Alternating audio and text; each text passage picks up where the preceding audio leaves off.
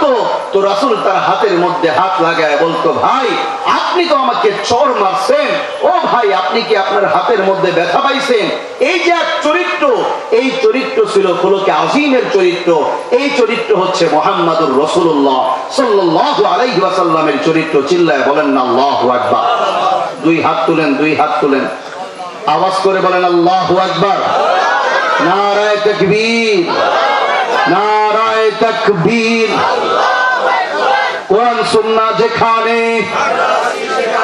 কোরআন সুন্নাহ যেখানে, আলেম ওলামা যেখানে, আজকের মাহফিল সফল হোক, কবুল হোক। নারায়ে তাকবীর।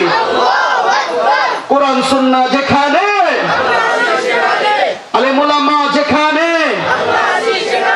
ওয়াজ মাহফিল যেখানে, এবার সমস্যরে বলেন নারায়ে তাকবীর, আল্লাহু আকবার। আওয়াজ করে বলেন আল্লাহু আকবার। হাত নামান। সম্মানিত উপস্থিতি, আমার আপনার প্রিয় নবী মুহাম্মদুর রাসূলুল্লাহ সাল্লাল্লাহু আলাইহি ওয়াসাল্লামের আদর্শের চাইতে উত্তম আদর্শ পৃথিবীতে আর আছে?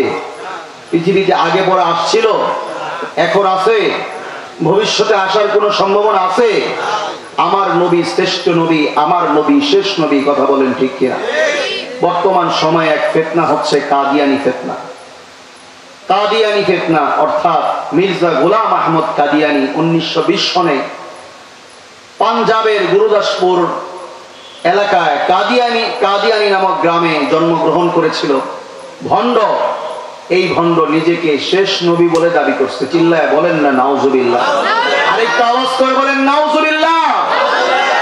এই কাদিয়ানি মির্জা গোলাম আহমদ কাদিয়ানির অনুসারীরা এখনো পৃথিবীর আনাচে কানাচে আছে। শুধু তাই না, আমাদের বাংলাদেশের মধ্যে বিদ্যমান। আপনি দিনাজপুরের দিকে তাকান, পঞ্চগড়ের দিকে তাকান।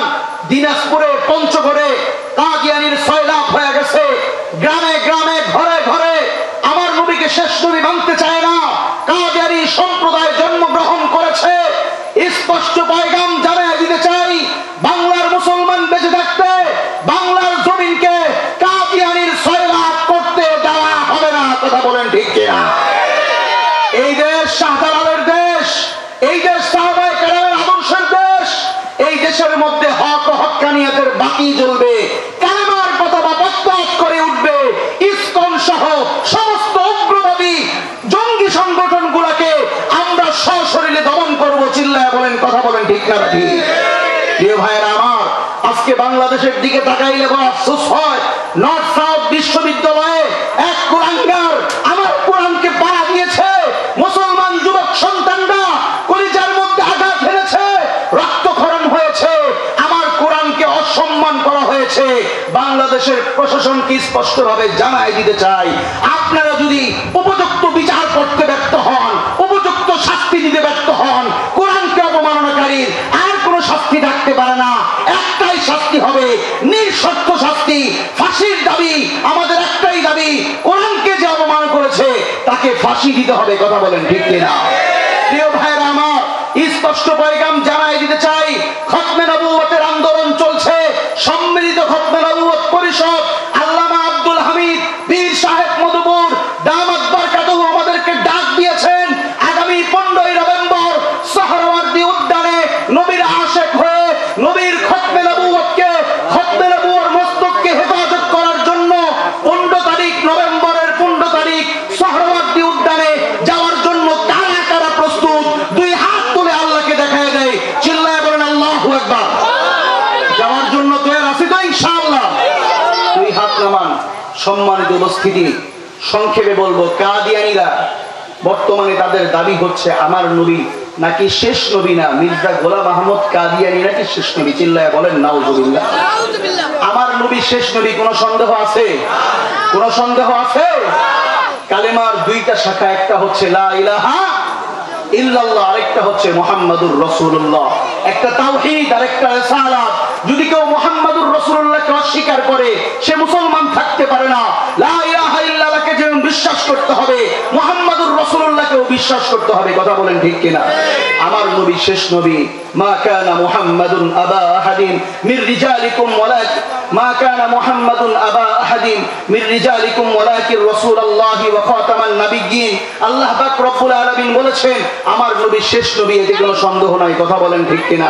রাসূল কারীম সাল্লাল্লাহু আলাইহি ওয়াসাল্লাম বলেন ইন্নার রিসালাতা ওয়ান নবুওয়াতা কদ ইন কতআত ফালা রাসূল বাদি ওয়ালা নাবিয়্যি। নবুয়তের দরওয়াজা বন্ধ হয়ে গেছে, আর কোন নবী আসবে না। যারা নবী দাবি করে তারা ভণ্ড ভণ্ড ভণ্ড। কথা বলেন ঠিক কিনা? আগামী 15 তারিখ এবং 10 তারিখ আমাদের ডিএন কলেজ মাঠে, নবাবগঞ্জের ডিএন কলেজ মাঠে আমরা যাওয়ার জন্য তৈরি আছি তো ইনশাআল্লাহ। আপনাদের জুমার মসজিদে মসজিদে ওলামায়ে কেরাম বয়ান করবে, খতিব সাহেবরা।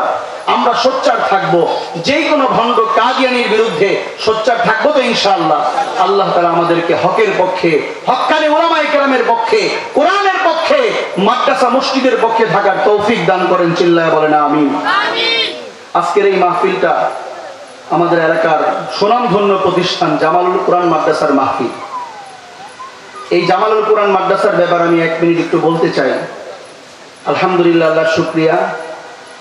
দোহার থানার আমাদের যে বোর্ড আছে, এই বোর্ডের অধীনে বাৎসরিক পরীক্ষা হয়, প্রত্যেকটা মাদ্রাসার হেফজখানার পরীক্ষা হয়। ইত্তেফাকুল মাদারিসুল কওমিয়া এই বোর্ডের অধীনে এই পরীক্ষাগুলো যারা নেয় তাদের মধ্যে আমিও একজন। সারা দোহারের নবাবগঞ্জের হেফজখানার ছাত্রদের পরীক্ষা আল্লাহ তাআলা আমাকে নেওয়ার তৌফিক দিয়েছেন।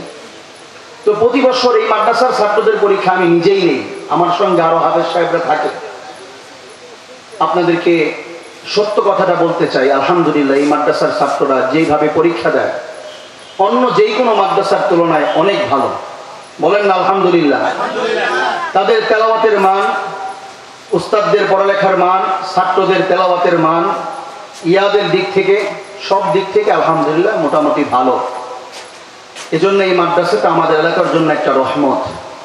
আপনার আমাদের সন্তানদেরকে, আপনার নাতিনাতখোর, আপনার সন্তান, ছেলে মেয়ে উভয়কেই আমরা কোরআন শেখার জন্য, কোরআন শেখানোর জন্য, দ্বীন শেখানোর জন্য এই মাদ্রাসায় ভর্তি করাবো তো ইনশাআল্লাহ। এই মাদ্রাসার পাশে থাকবো তো ইনশাআল্লাহ। 2 হাত তোলেন, আল্লাহ থাকার তৌফিক দান করেন। বলেন আমিন। আমার হাত নামান। আল্লাহ তাআলা সর্বপ্রথম আমাকে এবং আমাদের সবাইকে যা কিছু বললাম সহি কথাগুলো আমল করবার তৌফিক দান করেন। আমিন।